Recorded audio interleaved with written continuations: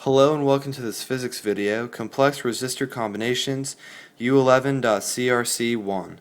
And in this video we will be calculating the equivalent resistance for a complex circuit involving both series and parallel portions. For this assignment, for this objective, we will be needing these little bits of information here. Resistors in series, the equivalent resistance is simply the sum of all the individual resistors.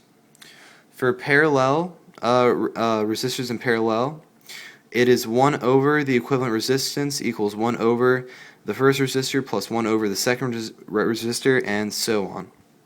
So knowing this, let's do a problem here. It looks overwhelming, but it's not too bad.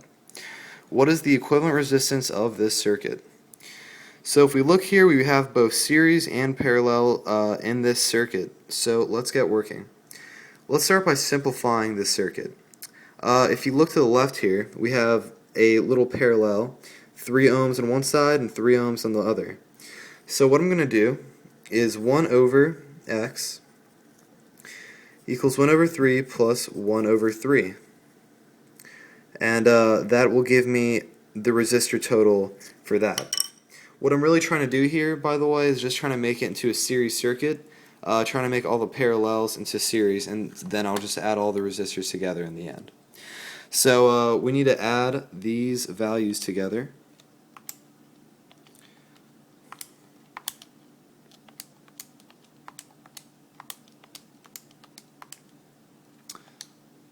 And we get that fantastic. Oh, and then we need to divide by, yeah, okay. That makes more sense. So we get 1.5 ohms for that. And then let's start redrawing this, I suppose.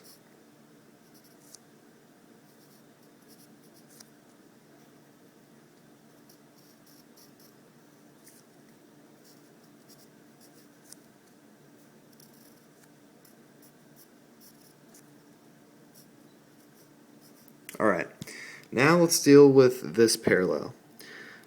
First, what we need to do is, if we look here, we see we have 4 ohms on the bottom and 2 ohms on the bottom as well.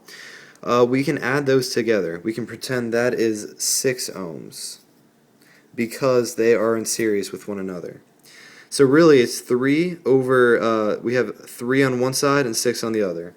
So we're going to do the same thing and use our parallel resistor equation to find the total equivalent resistance, and we get 1 over 3 plus 1 over 6. So let's put that in the calculator.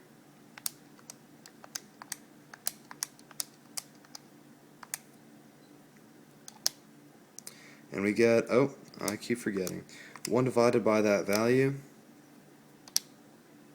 gives us 2. So our total resistance here is 2 ohms for that little parallel. So we can rewrite it as this. And lastly, we have the 5.